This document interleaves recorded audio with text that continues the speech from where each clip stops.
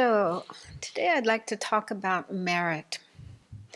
A few weeks ago, Venerable Punsa gave a really nice BBC about the value of practicing virtue and refraining from non-virtue. And it inspired me to say a few things about this topic as well. Things that I learned recently when I was in Singapore. I had been asked to give a series of talks on accumulating merit and purification.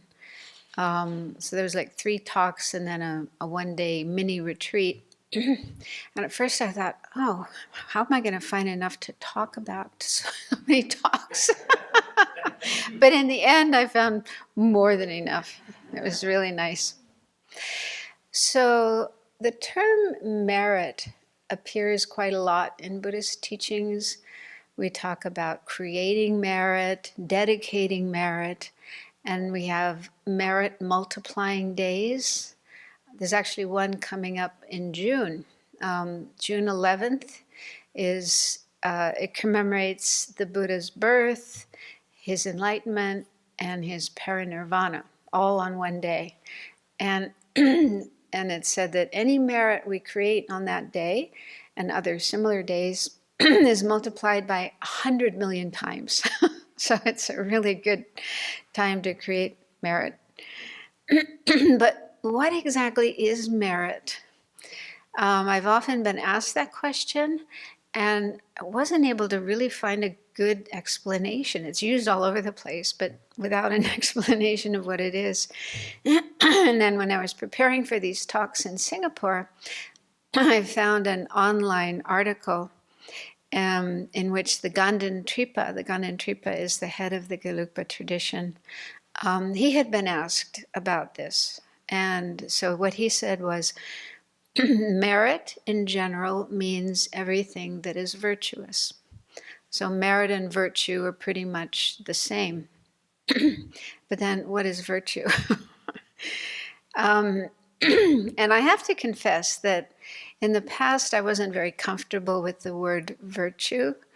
I think it's because when I was a teenager, I went through a period of, like most of us, rebelliousness, and rejected a lot of the things that I learned in the early part of my life. I was brought up in a Catholic family and went to Catholic schools, and then I went through this period of kind of just rejecting all of that. And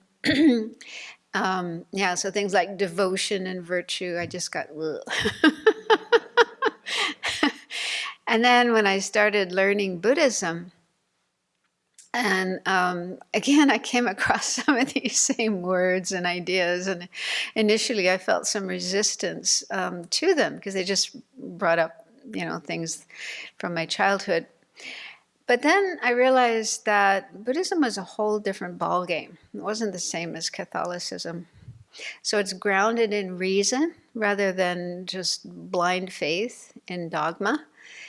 And there's also this natural law of cause and effect. This is just something existing in nature. Like we know if we plant tomato seeds, we're going to get tomato plants and tomatoes. And if we plant zucchini seeds, we're going to get zucchini plants and zucchinis. That's just the way things are. And it's similar with karma. Karma means action. And basically, if you do negative actions, bad actions, then the result of that will be suffering, problems. Bad things will happen to you. And if you do good actions, virtuous actions, then the result of those will be good experiences. Good things will happen to you. So it's just like a natural law. And I was probably initially skeptical. I'm just that kind of person that, wonders if that's really true or not. But eventually I could see it for myself. I could see that if I acted in an angry way, in a hurtful way, or if I was dishonest or greedy or selfish, I didn't feel good. It was just kind of an immediate effect of, this doesn't feel right. On the other hand, when I could be kind and patient and helpful to others and honest and unselfish, that felt good. So there was kind of an immediate effect of that. And Lama Yeshe, one of my teachers, once said that We don't have to wait until some later lifetime, future lives, to see the effects of karma. We can see it even in one day. Yeah, so within one day, depending on your state of mind and the things you do, you can see an effect of those actions, both on yourself and others. And so I was happy to hear that, and I thought, yeah, it's true. I can see that. And so getting my own experience of that helped me feel more comfortable with the word virtue and non-virtue. And then later I learned that virtue is said to be the cause of happiness. And isn't that what we're all looking for? Always trying to get. And I was thinking the other day, virtue is a bit like spiritual money. So everyone knows the value of money. We learn when we're little kids, you get a few pennies or nickels or dimes and you can go and buy some candy or ice cream. And then when we get older, we want bigger things like a phone, a car, a house, go traveling. And again, we know money can get those things for us. Although we usually also discover that even if we have all those things, there's no guarantee that we'll be actually happy. So Buddhism says the real cause of happiness is virtue. So that's where happiness comes from, not from money, candy, traveling. It comes from virtue. And virtue is basically good actions, doing things that are good, that are positive. I'll talk more about that later. But yeah, virtue is a bit like money in that the more virtue we accumulate, the more happiness and good experiences we'll have. And those include things in future lives, having a good life, a good, situation, all the things we need, like food.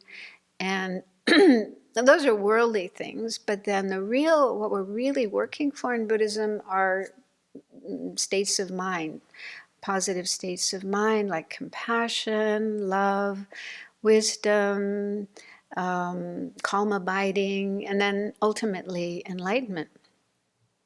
And so those come about through virtue. We need to create virtue in order for that mental transformation to take place, and our mind gets those realizations. But as Lama Yeshe said, we don't have to wait until far off into the future to see the results of virtue. We can experience it here and now in this life. So hopefully you feel interested about accumulating virtue and want to know how. So there's lots of ways we can create virtue, even right here and now, even today. So one of the best ways is giving or generosity. There's different ways we can do that.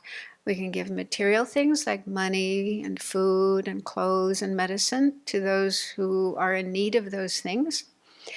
But also volunteering time, like what many of you are doing here today. You drove all the way here from your homes to offer service to the Abbey, help with the projects that we're doing. And many of you brought food as well to share with others and to share with the monastic community.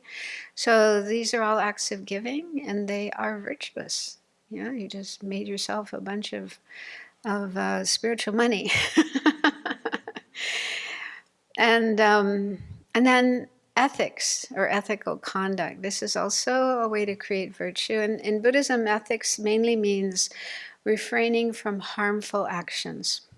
So when we understand that a certain kind of action is harmful, it causes suffering, like killing or stealing or lying, and we decide, no, I don't want to do that. I don't want to create harm. I don't want to make others suffer. And we try the best we can to avoid those actions, then that itself is virtue. Creating more virtue. Another thing we can do is make effort to learn spiritual teachings, what we call the Dharma, and put them into practice as much as we can. So Dharma isn't meant to just be stored in our mind, gaining intellectual knowledge, but it's meant to be practiced, to transform ourselves and our lives and be a better person. And then doing spiritual practices like meditation, with a good motivation. And we have lots of other practices we do, like reciting mantras and prayers and sutras and so on. So those are also virtuous. And rejoicing. This is easy to do. It's just a question of thinking a certain way.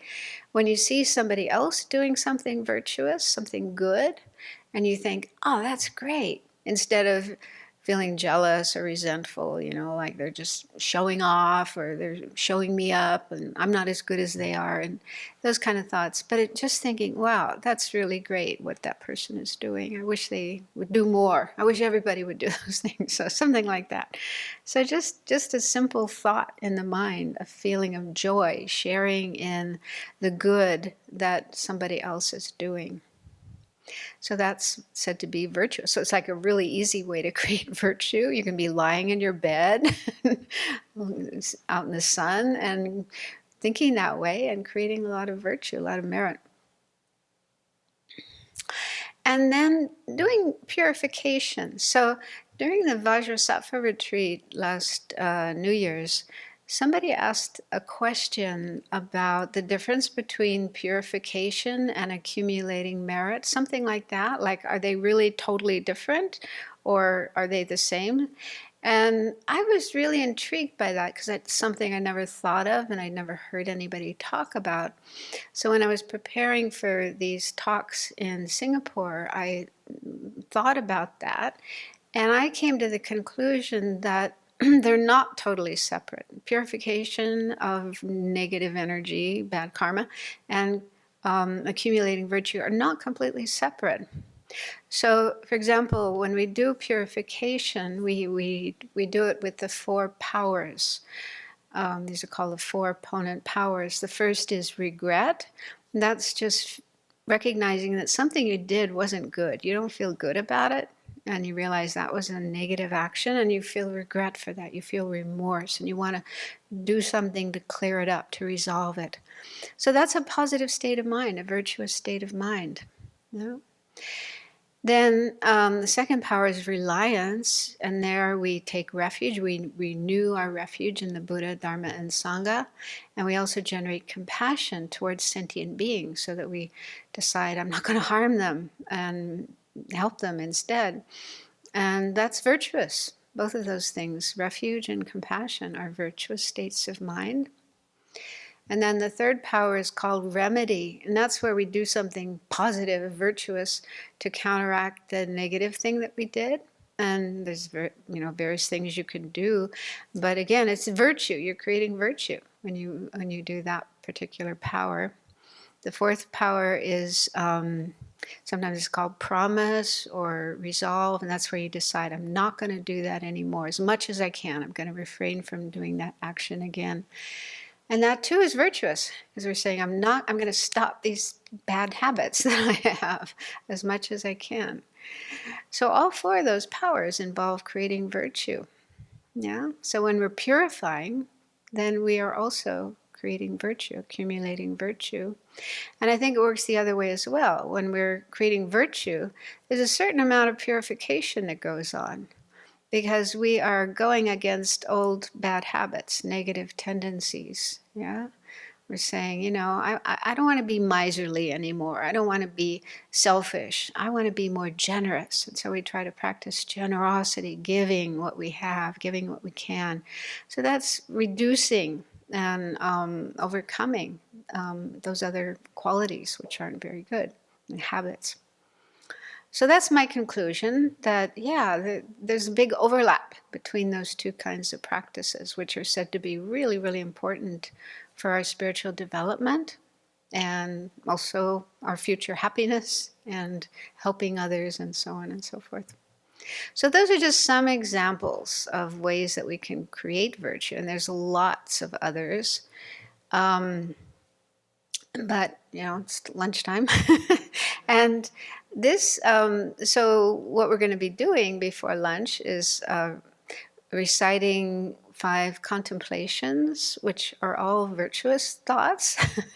And then we'll do some prayers to bless the food and then offer it to the three jewels. And again, that's something virtuous.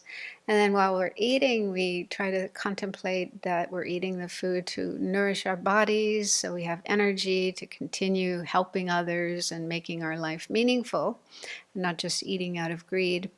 And then at the end, we'll dedicate and do some more recitations, a little text about the path to enlightenment. So those are virtuous as well.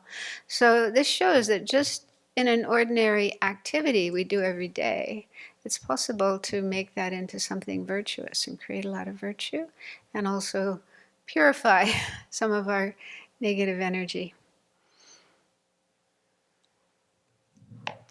So thank you, and thank you all for coming today and offering service.